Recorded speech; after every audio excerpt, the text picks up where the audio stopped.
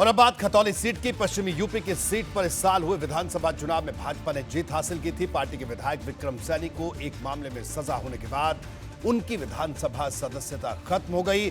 अब यहां भाजपा और मजबूती से चुनौती देने को तैयार है, तो उधर सपा और रालोद में खींचतान शुरू हो गई है। इसकी वजह सीट पर अपने उम्मीदवार उतारने की दावेदारी है। पिछली बार गठबंधन के तहत रालोद ने उम्मीदवार उतारा था, इस बार भी जयंत ने अभी से दावेदारी तेज कर दी।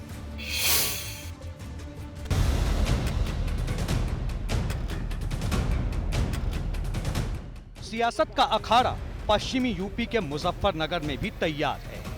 खतौली सीट से भाजपा विधायक विक्रम सैनी की सदस्यता रद्द हुई तो रालोद एक्टिव हो गई, क्योंकि विधानसभा चुनाव में जो काम पूरा नहीं हो पाया था उसे अब करने की बारी है। तभी तो जमीन से लेकर ट्विटर तक जयंत की जुबान पर खतौली का ही जिक्र है। जयंत ने ट्विटर के जरिए सरकार पर चुभता हुआ तंज कसा। उन्होंने लिखा, गन्ना बेल्ट में खतौली मुजफ्फरनगर में उपचुनाव घोषित हो गया है। अब तो अच्छा गन्ना मूल्य घोषित करो बाबा। जब 2022 के विधानसभा चुनाव हुए तो गठबंधन की तरफ से ये सीट रालोद के पास गई थी, जिसमें रालोद के प्रत्याशी करीब 16,000 वोट से हार गए थे। लेकिन जयंत अब पिछली हार का बदला लेने के लिए हुंकार भर रहे हैं। उम्मीद जताई गठबंधन की तरफ से फिर खतौली की सीट रालोद के खाते में ही आएगी। देखिए, लोकदल पिछली बार भी लड़ा था गठबंधन में और मुझे उम्मीद है कि चुनाव चिन्ह लोकदल का ही होगा और प्रत्याशी दमदार होगा।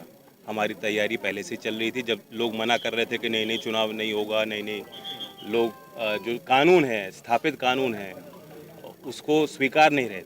लेकिन देर सवेर ये साबित हो गया, देश में नियम कायदे कानून है, संविधान है, वो ही लागू है और उसी के दायरे में सबको रहना है।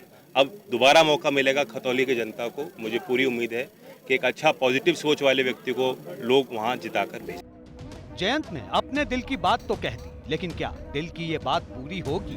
क्योंकि खतौली में उपचुनाव घोषित होने के बाद सपा की तरफ से भी एक बयान आया। खतौली में भी समाजवादी पार्टी चुनाव लड़ेगी और वहां पर भी हम लोग चुनाव जीतने का काम करेंगे।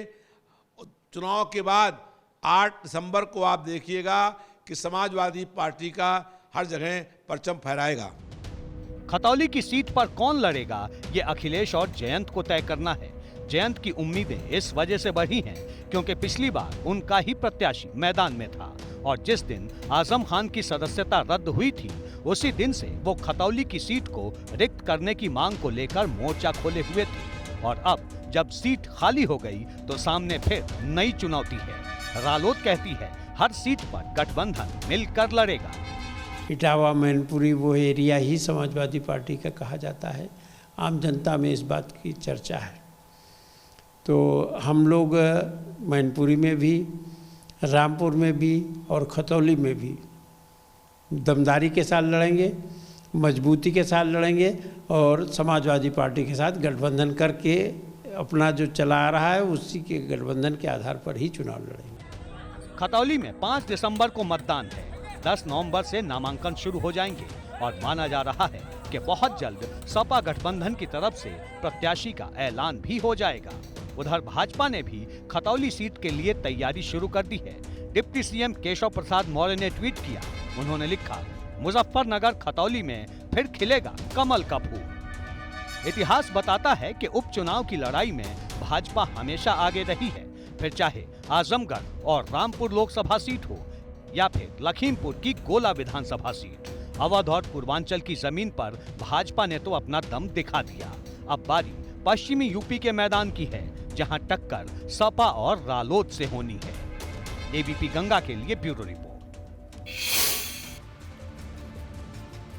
और अब बात निकाय चुनाव की, जिसके लिए तमाम दलों ने अपनी रणनीति को धार देना और तेज शुरू कर दिया है।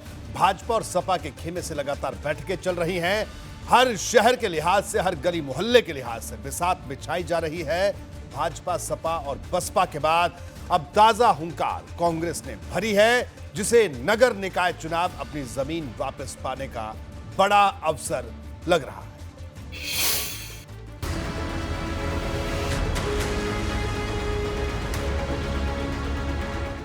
निकाय चुनाव में कांग्रेस भी पूरे दमखम के साथ उतरना चाहती है। सबसे ज्यादा फोकस उन शहरों पर है जहां कांग्रेस कुछ समय पहले तक मजबूत हुआ करती थी। पार्टी मुख्यालय में प्रांतीय अध्यक्ष नकुल दुबे ने लखनऊ के वार्ड अध्यक्ष और पदाधिकारियों के साथ जीत की रणनीति पर चर्चा की। दावा हुआ कांग्रेस ही जनता की लड़ाई लड़ती है। अब तैयारी पार्टी के समर्पित और मेहनती कार्यकर्ताओं को टिकट देने की है। आज बैठक में जो चर्चाएं हुई हैं वो चर्चा इस बात को लेकर के है कि भारतीय जनता पार्टी के हथकंडों को कैसे बेनकाब किया जाए, कैसे उसको नाकाम किया जाए। तो आप देख रहे हैं लोगों में उत्साह यही है और हर आदमी कोई भी गुलाम देश में रहना पसंद नहीं करता। कांग्रेस पार्टी ने ये तय कर लिया है कि हम लोग जिस तरह से आज़ादी की पहले आज़ादी की लड़ाई लड़े थे और देश को आज़ाद कराया था, उसी तरह से उसी तर्ज पर पुनः जो देश में अडानी अंबानी युग बनाने के प्रयास कर रहा है, तो उसको चाहे नगर निगम का चुनाव हो, चाहे आने वाली पार्लियामेंट चुनाव हो, हर चुनाव में लड़ करके हम लोग मुंहतोड़ जवाब देने का। सिर्फ कांग्रेस ही नहीं, बसपा भी निकाय की लड़ाई में खुद को साबित करने के लिए तैयार है।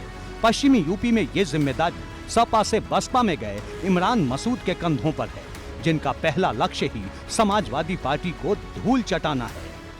देखिए, बीएसपी नंबर 1 के ऊपर रहेगी, हम इस प्रयास के अंदर लगे हुए हैं और इसी सिलसिले में भी 3 दिन मेरा प्रवास इधर ही रहेगा। तो क्या चुनाव सभी सीटों पर लड़ेंगे? हाँ, सभी सीट पर लड़ेंगे। बहन जी उपचुनाव ही तो न लड़ती हैं, बाकी तो सब चुनाव लड़ती हैं। उपचुनाव से बिल्कुल दूरी नहीं, बिल्कुल दूरी नहीं होती। बहन जी का निर्णय है, जैसा निर्णय उनका होगा उसी के हिसाब से काम होगा।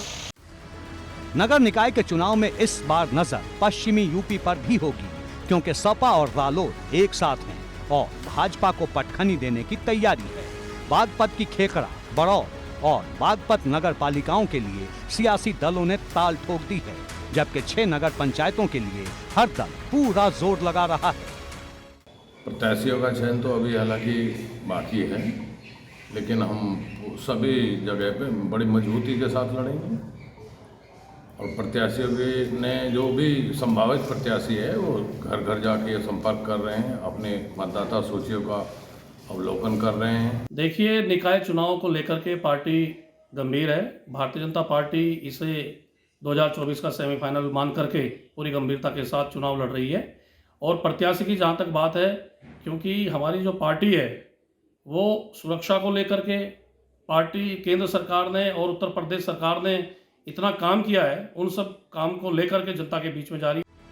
चुनाव भले निकाय का है, लेकिन रणनीति बड़े स्तर पर तैयार हो रही है, क्योंकि निकाय चुनाव के नतीजे ही बताएंगे कि 24 के लिए कौन कितना तैयार है। एबीपी गंगा के लिए ब्यूरो रिपोर्ट।